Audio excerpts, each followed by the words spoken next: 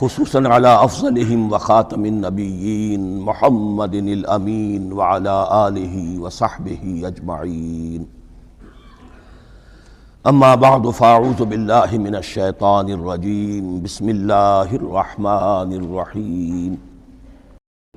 خذ العفو وامر بالعرف۔ اے نبی صلی اللہ علیہ وسلم، ابھی آخر میں پھر حضور سے خطاب، یہ اکثر مکی صورتوں میں ہوتا ہے، اختتام پر حضور سے التفات۔ خذ العفو، اے نبی عفو کو، درگزر کو تھام لیجئے، یعنی آپ ان سے زیادہ بحث میں، ان سے زیادہ کسی تلخی میں، کسی اس طرح کے معاملے میں الجھیے نہیں، معاف کیجئے، چھوڑیے ان کو، دفع کیجئے۔ خذ العفو وامر بالعرف، اور بھلی بات کا حکم دیتے رہیے، جو بھی اچھی بات ہے اس کی طرف دعوت دیتے رہیے، آپ کا کام ہے دعوت دینا۔ وَأَعْرِضْ عَنِ الْجَاهِلِينَ، اور جو آپ سے الجھنا چاہیں ان سے اعراض کیجئے، خام خواہ، جیسے کہ آگے آئے گا سورہ فرقان میں وَإِذَا خَاطَبَهُمُ الْجَاهِلُونَ قَالُوا سَلَامًا، جب جاہل الجھنا چاہتے ہیں ان عباد الرحمن سے، وہ کہتے ہیں سلام، ہم آپ سے لا نبتغی الجاہلین، ہم جاہلوں کے سر نہیں لگنا چاہتے، منہ نہیں آنا چاہتے۔ تو فرمایا آپ یہ تین الفاظ آئے ہیں، خذ العفو، یہ ایک داعی کے لیے بڑی بنیادی چیزیں ہیں، معاف کرتے رہنا، درگزر کرتے رہنا، وامر بالمعروف بالعرف، اور بھلی بات کا، اچھی بات کا حکم دیتے رہنا، واعرض عن الجاہلین، اور جو الجھنا چاہیں، جاہل ہوں، جو جذباتی لوگ ہیں، مشتعل مزاج ہیں، ان سے اعراض۔ وَإِمَّا يَنزَغَنَّكَ مِنَ الشَّيْطَانِ نَزْغٌ، اور اگر کبھی کوئی چھوت لگ ہی جائے آپ کو شیطان کی طرف سے، نزع کھینچ لینا، نزغ مس کر جانا، چھو جانا، چھوت، عین اور غین کا یہ فرق ہو گیا، یعنی یہ کہ کبھی آپ کو غصہ آئی جائے، آخر ظاہر بات ہے بربنائے طب بشری کبھی غصہ آئی جاتا ہے، آخر آئی گیا تھا حضور کو غزوہ احد میں، کیف یہدی اللہ قوما خضبوا وجہ نبیہم بالدم، کیسے اللہ ہدایت دے گا اس قوم کو جس نے اپنے نبی کے چہرے کو خون سے رنگ دیا، غصہ آ گیا تھا۔ لیس لک من الامر، اے نبی آپ کے ہاتھ میں اختیار نہیں ہے، ہدایت اور ضلالت کا اختیار ہمارے ہاتھ میں ہے۔ اسی طریقے سے اے نبی اگر کبھی غصہ آ جائے، فرمایا وَإِمَّا يَنزَغَنَّكَ مِنَ الشَّيْطَانِ نَزْغٌ فَاسْتَعِذْ بِاللَّهِ، فوراً اللہ کی پناہ طلب کرو، إِنَّهُ سَمِيعٌ عَلِيمٌ۔ اور یہ پھر آگے چل کر حامیم السجدہ میں بھی یہ آیت آئے گی، إِنَّهُ هُوَ السَّمِيعُ الْعَلِيمُ، یقیناً وہی ہے سب کچھ سننے والا اور سب کچھ جاننے والا۔ إِنَّ الَّذِينَ اتَّقَوْا إِذَا مَسَّهُمْ طَائِفٌ مِّنَ الشَّيْطَانِ تَذَكَّرُوا، اور یہی روش ہے تقوی والوں کی، جن لوگوں کے اندر تقوی ہوتا ہے، جب ان پر کوئی گزر ہو جاتا ہے شیطان کے کسی سائے کا، اذا مسہم طائف من الشیطان، شیطان کا کوئی ان کے اوپر گزر ہو گیا، کوئی سایہ پڑ گیا، تذکروا، فوراً وہ چوکنے ہو جاتے ہیں، فوراً ہوش میں آ جاتے ہیں کہ یہ کیا ہوا، ہم پر کچھ اثر پڑ گیا تھا، کچھ عارضی طور پر کچھ غفلت سے طاری ہو گئی تھی، جیسے کہ خود حضور فرماتے ہیں صلی اللہ علیہ وسلم، انہ لا یغان علی قلبی، میرے دل پر بھی کبھی کبھی حجاب سا آ جاتا ہے، وَإِنِّي لَأَسْتَغْفِرُ اللَّهَ 70 مرۃ فی کل یوم، اور میں روزانہ 70 مرتبہ اللہ سے استغفار کرتا ہوں۔ لیکن یہ سمجھ لیجئے کہ ہمارے دل کے اوپر حجاب وہ بہت اور شے ہے، اور حضور کے قلب مبارک پر حجاب، آپ کے قلب مبارک کا حجاب جو ہے وہ ہماری 100 حضوریوں، لاکھوں حضوریوں سے بڑھ کر جو ہے وہ حضوری کے درجے میں ہوگا، لیکن جو انٹینسٹی ہے، جو تعلق مع اللہ کی انٹینسٹی ہے، اس میں ذرا سی کمی بھی آ گئی ہے تو اس سے حضور نے تعبیر کیا کہ میرے بھی دل پر کبھی کبھی حجاب آ جاتا ہے، انہ لا یغان علی قلبی، انٹینسٹی تو کم ہو گئی نا، یہ بجلی جس پاور کی ہے ذرا سی کم ہو جائے گی تو ایک دفعہ تو آپ کو محسوس ہوگا اندھیرا ہو گیا، حالانکہ بجلی ہے، روشنی ہے، اندھیرا نہیں ہوا ہے، لیکن اس کی پاور کم ہوئی ہے۔ تو فرمایا کہ انہ لا یغان علی قلبی وانی لاستغفر اللہ 70 مرۃ فی کل یوم۔ ان الذین اتقوا اذا مسهم طائف من الشیطان تذکروا، تو فوراً وہ چوکنے ہو جاتے ہیں، یاد کرتے ہیں، فاذا هم مبصرون، اور ان کی آنکھیں کھل جاتی ہیں، انہیں حقائق نظر آنے لگتے ہیں، وقتی سا جو سایہ پڑ گیا تھا اس سے وہ فوراً نکل آتے ہیں۔ واخوانهم یمدونہم، باقی جو شیطانوں کے بھائی ہیں انہیں شیطان گھسیٹ کر لے جاتے ہیں، فی الغی، وہ اس کجی کے اندر وہ گھسیٹتے ہوئے دور تک پہنچاتے ہیں، جیسے بلعم بن باعورہ کو پہنچایا کہ اسے آخری حد تک پہنچا کر دم لیا۔ تو شیطانوں کا جو ولی ہوگا پھر شیطان کا تو اس کے اوپر زور چلے گا، لیکن جو اللہ کے بندے ہیں ان پر تو شیطان کا اختیار ہے ہی نہیں، وہ تو یہ کہ جیسے ہی ذرا سا ان کے اوپر کوئی اثر پڑا بھی، کوئی سایہ سا آیا بھی تو فوراً چونک گئے اور اللہ کی طرف متوجہ ہو گئے۔ ثم لا یقصرون، پھر وہ کمی نہیں کرتے، اسے آخری منزل جو ہے گمراہی کی وہاں تک پہنچا کر رہتے ہیں۔ وَإِذَا لَمْ تَأْتِهِمْ بِآیَةٍ، اب دیکھیے یہ عمود ان دونوں صورتوں کا، خاص طور پر انعام کا، آیت لاؤ، نشانی لاؤ، معجزہ دکھاؤ، نبوت منوانا چاہتے ہو، رسالت منوانا چاہتے ہو تو دکھاؤ معجزہ، حصی معجزہ جیسے موسیٰ کو ملے، جیسے عیسیٰ کو ملے، وغیرہ وغیرہ۔ اب اس کو سم اپ کر رہے ہیں، وَإِذَا لَمْ تَأْتِهِمْ بِآیَةٍ، اے نبی جب آپ ان کے پاس کوئی معجزہ نہیں لائے، قالوا، انہوں نے کہا لولا اجتبیتہا، کیوں نہیں کوئی چن کر لے آتے، کہیں سے چھانٹ کر لے آتے، تو اب تمہارا دعویٰ یہ ہے تم اللہ کے رسول ہو، محبوب ہو، تو کیا وجہ ہے، کیوں رہ گئے، کس وجہ سے؟ لولا اجتبیتہا، کہیں سے کوئی چھانٹی کر کے، کہیں سے کوشش کر کے لے آتے۔ قل انما اتبع ما یوحی الی، اس زمن میں ایک واقعہ میں نے پڑھا تھا، یہ تفسیر کبیر میں، امام راضی کی تفسیر میں، کہ حضور کے ایک پھپھی زاد بھائی تھے، اگرچہ وہ ایمان نہیں لائے تھے لیکن حضور سے ہمدردی رکھتے تھے، ساتھ رہتے تھے، تعاون کرتے تھے، جہاں کہیں حضور جاتے تھے دل میں نرمی تھی ان کے، اور امید تھی حضور کو کہ حضور ایمان لے آئیں گے۔ لیکن جب آخری معاملہ یہ ہوا کہ جو سرداران قریش تھے انہوں نے گویا کہ ان کے اپنے زوم میں انہوں نے حجت قائم کر دی، اے نبی یہ معجزہ دکھا دو، اے محمد چلو مان لیں گے، چلو یہ نہیں دکھا سکتے یہ دکھا دو، یہ نہیں دکھا سکتے یہ دکھا دو، وہ سب سورہ بنی اسرائیل میں آئے گا۔ تو جب یہ ساری باتیں حضور نے کہا نہیں میرے اختیار میں نہیں ہے، یہ تو اللہ تعالیٰ کا فیصلہ ہے، اللہ جب چاہے گا دکھائے گا، میرے اختیار میں نہیں ہے۔ تو پھر وہاں سے حضور جب اٹھے، سب وہاں تو شور مچ گیا، پھر ظاہر بات ہے کہ وہ تو تالی پٹ گئی ہوگی کہ بس رہ گئے ان کی، اب تو یہ تو ہمارے جو عوام ہیں انہوں نے کہا ہوگا کہ ہمارے سردار تو جیت گئے، اس لیے کہ یہ تو ناکام رہ گئے، انہوں نے تو آخری درجے میں کہہ دیا یہ نہیں دکھا سکتے یہ دکھا دو، یہ نہیں دکھا سکتے یہ دکھا دو، یہ معجزہ نہیں تو یہ دکھا دو، یہ نہیں تو یہ دکھا دو، کوئی بھی نہیں دکھا سکتے۔ تو اس کے بعد جب حضور کے ساتھ وہاں سے حضور دل گرفتہ ہو کر اٹھے اور آئے تو ساتھ وہ پھوپھی زاد بھائی بھی تھا، اس نے کہا کہ محمد آج تو آپ کی قوم نے آپ پر حجت قائم کر دی ہے، اب میں آپ کا ساتھ نہیں دے سکتا۔ یعنی یہ ہے کہ جو اثر پڑتا تھا لوگوں کے اوپر کہ اب تو حجت آپ پر قائم ہے،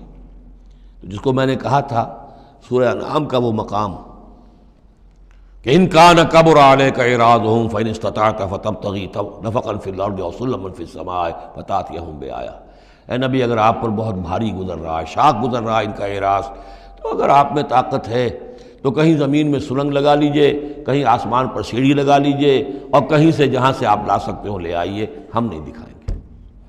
تو واقعہ یہ ہے کہ انسان اس کو اپنے اوپر طاری کرے، اس صورتحال میں ویژولائز کرے اپنے آپ کو، تو کس قدر ضیق میں اس وقت محمد الرسول اللہ صلی اللہ علیہ وسلم کی شخصیت آ چکی تھی۔ وَإِذَا لَمْ تَأْتِهِمْ بِآیَةٍ، اور جب آپ نہیں لائے ان کے پاس کوئی نشانی، قَالُوا لَوْلَا اجْتَبَیْتَهَا، کیوں نہیں لے آئے کہیں سے؟ قُلْ إِنَّمَا أَتَّبِعُ مَا يُوحَىٰ إِلَيَّ، کہہ دیجئے میری حیثیت تو صرف یہ ہے کہ میں پیروی کر رہا ہوں اس کی کہ جو میری طرف وحی کی جا رہی ہے، اس سے بڑا میں نے دعویٰ نہیں کیا، نہ خدائی کا، نہ کوئی علم غیب کا دعویٰ کیا، نہ میں نے یہ کہا کہ اللہ کے خزانے میرے دستے تصرف میں ہیں، میں نے کوئی دعویٰ نہیں کیا۔ ھذا بصائر من ربکم، اور یہ تمہارے رب کی طرف سے بصیرت افروز باتیں ہیں جو میں تمہارے سامنے پیش کر رہا ہوں، میں خود پیروی کر رہا ہوں اس کی اور تمہارے سامنے پیش کر رہا ہوں۔ وَھدًى وَرَحْمَةٌ لِقَوْمٍ يُؤْمِنُونَ، اور یہ ہدایت ہے اور رحمت ہے ان لوگوں کے حق میں جو ایمان لانے والے ہیں۔ وَإِذَا قُرِئَ الْقُرْآنُ فَاسْتَمِعُوا لَهُ وَأَنصِتُوا، اور جب قرآن پڑھا جا رہا ہو تو تم اسے پوری توجہ سے سنا کرو۔ سمع یسمع کے معنی سننا، اور استمع یستمع پوری توجہ کے ساتھ، ارتکاز توجہ کے ساتھ سننا، کان لگا کر، کان دھر کر سننا۔ وانصتوا، اور خود خاموش رہا کرو۔ اسی آیت کو دلیل بناتے ہیں وہ حضرات جو یہ سمجھتے ہیں کہ امام کے پیچھے جہری قرأت میں پڑھنا نہیں چاہیے، اس لیے کہ ظاہر بات ہے کہ جب امام پڑھ رہا ہے تو آپ کو پوری توجہ سے امام کی قرأت کو سننا چاہیے، خود پڑھنے کی طرف توجہ کریں گے تو پھر اس کے سننے کی طرف توجہ جو ہے وہ نہیں رہے گی۔ اور یہاں خاص حکم بھی ہے انصتوا، خود خاموش رہو، لعلکم ترحمون، تاکہ تم پر رحم کیا جائے۔ وَاذْكُرْ رَبَّكَ فِي نَفْسِكَ تَضَرُّعًا وَخِيفًا وَدُونَ الْجَهْرِ مِنَ الْقَوْلِ بِالْغُدُوِّ وَالْآصَالِ، اور اپنے رب کو یاد کرتے رہا کرو اپنے جی ہی جی میں، تضرعاً، عاجزی کرتے ہوئے، گڑ گڑاتے ہوئے۔ اس عاجزی اور گڑ گڑانے کی انتہا ہے وہ دعا جو میں نے نقل کی ہے، جو مسلمانوں پر قرآن مجید کے حقوق کے نام سے میرا کتابچہ ہے، اس کے آخر میں مقام عبدیت، اللہم انی عبدک وابن عبدک وابن امتک فی قبضت کا ناصیتی بید کا ماضٍ فی حکم کا عدل فی قضاء کا۔ اے اللہ میں تیرا بندہ ہوں، غلام ہوں، میرا باپ بھی تیرا بندہ اور غلام تھا، میری ماں تیری ادنا کنیز تھی، میں تیرے قبضۂ قدرت میں ہوں، میرے پورے وجود میں تیرا ہی حکم جاری و ساری ہے، اور تو جو بھی میرے بارے میں فیصلہ کرے عدل فی قضاء وہ یقیناً حق پر اور عدل پر مبنی ہے۔ یہ عاجزی۔ اسألک بکل اسم هو لک، میں تجھ سے درخواست کر رہا ہوں تیرے ہر نام کے حوالے سے تیرا ہے، علمتہ احدا من خلقک، جو تو نے کسی اپنی مخلوق کو سکھایا، او انزلتہ فی کتابک، یا اپنا نام تو نے اپنی کسی کتاب میں نازل فرمایا، اب استاثرت بہ فی مکنون الغیب عندک، یا اپنے اس نام کو تو نے اپنے پاس ہی غیب میں ہی کہیں چھپا کر رکھا ہوا ہے، خزانہ بنایا ہوا ہے۔ میں ان تمام ناموں کے حوالوں سے سوال کے حوالے اور واسطے سے آپ سے درخواست کرتا ہوں ان تجعل القرآن ربیع قلبی و نور صدری و جلاء حزنی و ذہاب ہمی و غمی، قرآن کو میرے سینے کا نور بنا دے، میرے دل کا سرور بنا دے، میرے تفکرات کا ازالے کا ذریعہ بنا دے، میرے غموں کا اور تفکرات اور جو بھی پریشانیاں ہیں ان کے ازالے کا ذریعہ بنا دے۔ یہ ہے دعا محمد رسول اللہ کی۔ اب خاص طور پر چونکہ آیت پہلے آ گئی تھی وَإِذَا قُرِئَ الْقُرْآنُ فَاسْتَمِعُوا لَهُ وَأَنصِتُوا، تو اسی کے حوالے سے یہ دعا جو ہے یہ خاص طور پر جو ہے مسلمانوں پر قرآن مجید کے حقوق اور کیا عظمت قرآن کی ہے کہ اللہ تعالیٰ سے جو سوال کر رہے ہیں حضور کہ قرآن کو التجعل القرآن ربیع قلبی و نور صدری، میرے سینے کا نور، میرے دل کی بہار بنا دے۔ وَاذْكُرْ رَبَّكَ فِي نَفْسِكَ تَضَرُّعًا وَخِيفَةً، اور یاد کرتے رہا کرو اپنے رب کو اپنے جی میں گڑ گڑاتے ہوئے عاجزی کے ساتھ، اور خیفہ خوف کے ساتھ، دون الجہر من القول، اور بلند آواز سے نہیں، پست آواز سے۔ لیکن یہ ضرور ہے کہ آدمی دعا مانگے تو ایسے مانگے کہ خود سن لے۔ اس میں یہ ہوتا ہے کہ ایک تو دعا وہ مانگ رہا ہے، ایک اس کی سماعت بھی اس دعا سے استفادہ کرتی ہے۔ نماز میں بھی اگر اکیلا انسان نماز پڑھ رہا ہو تنہا، تو جو رکعتیں ہیں چاہے سری بھی ہوں ان کو ایسا ضرور پڑھے کہ جیسے خود وہ سن رہا ہے، اس حد تک جو ہے تاکہ وہ نماز میں جو پڑھ رہا ہے اس کے ساتھ اس کی سماعت بھی اس سے مستفید اور مستنیر ہوتی چلی جائے۔ بالغدو والآصال، اور یہ آپ ذکر کرتے رہے اللہ کا اپنے جی میں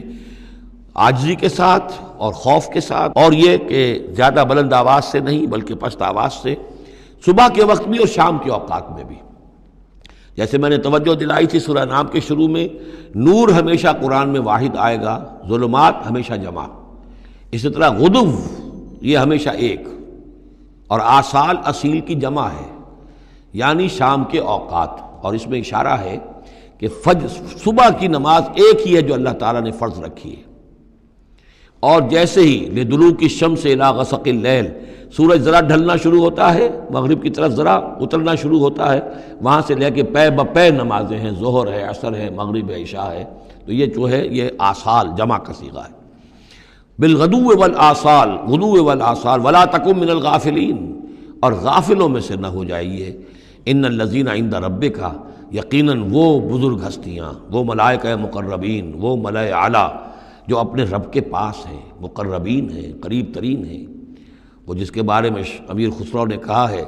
کہ خدا خود میر محفل بود اندر لامکاں خسرو، محمد شمع محفل بود شب جائے کہ من بودم۔ ایک لامکاں کی محفل وہ بھی ہے جہاں کا میر مجلس اللہ ہے، اور جہاں فرشتے ہیں، ملائکہ مقربین ہیں، اور محمد رسول اللہ روح محمدی وہاں گویا کہ چراغ اور شمع کی حیثیت سے ہے۔ تو ان الذین عند ربک لا یستکبرون عن عبادتہ، وہ جو اس کے قریب ترین ہیں وہ بھی اس کی عبادت سے استکبار نہیں کرتے، استکبار کی بنیاد پر عبادت سے دستکش نہیں ہوتے۔ وَيُسَبِّحُونَهُ، اور اس کی تسبیح کرتے رہتے ہیں، وہ لَهُ يَسْجُدُونَ، اور اس کے لیے سجدے کرتے رہتے ہیں۔ بارک اللہ لی ولکم فی القرآن العظیم ونفعنی وإیاکم بالآیات والذکر الحکیم۔